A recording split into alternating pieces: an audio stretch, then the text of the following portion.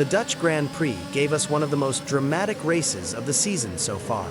We had crashes, safety cars, heartbreak for Ferrari, a stunning recovery drive from Oliver Bearman, and a first-ever podium for rookie Isaac Hadjar. Let's go through everything that happened in qualifying and the race at Zandvoort. Zandvoort is known as one of the toughest tracks for overtaking, so qualifying here is crucial. The drivers knew that getting pole position could very well decide the race. And what a fight it was! Oscar Piastri managed to put his McLaren on pole position, but just barely. He was only 0.012 seconds faster than his teammate Lando Norris. A razor-thin margin that shows just how evenly matched the McLaren duo are right now. Max Verstappen, the home favorite, had to settle for third place, leaving the Dutch fans a bit quieter than usual.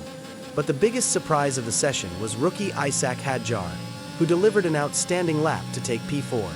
Ferrari, on the other hand, looked slow once again. They did manage to get into the top 10, but clearly lacked the pace to fight with McLaren or Red Bull. Meanwhile, Mercedes' young talent Andrea Kimi Antonelli once again failed to reach the top 10, and Lance Stroll wasn't even classified.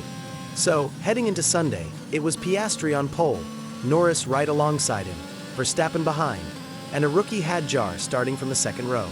When the lights went out, the strategies were already diverging. Both McLarens started on medium tires, while Verstappen opted for the softs, hoping to attack immediately. And that's exactly what he did. Max Verstappen made a move right at the start, overtaking Lando Norris on lap 1 to snatch second place. But Norris kept calm, and a few laps later, he found the opportunity to repass Verstappen, setting his sights on Piastri up front. Meanwhile, Oliver Bearman had to start from the pit lane. But from the very beginning, he showed great pace and determination to climb his way through the field. The race then had its first bit of drama. A light rain started to fall, but it wasn't enough to force anyone onto wet tires. However, Stroll and Bortolito made contact, damaging Bortolito's front wing and leaving debris on the track. Then came the first big incident. Lewis Hamilton lost control in turn 3 and crashed heavily into the barriers, just as Charles Leclerc was changing his tires. The safety car was deployed. After the restart, the action picked up immediately. Lawson and Carlos Sainz tangled, both needing to pit, and this time a virtual safety car was deployed because of debris on the start-finish straight.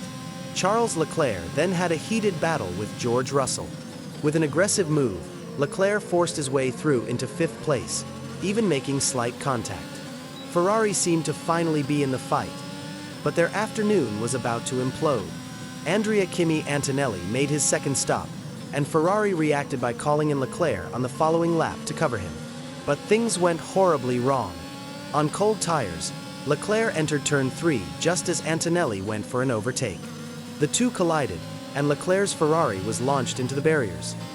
The real question here is, was that pit stop really necessary for Leclerc?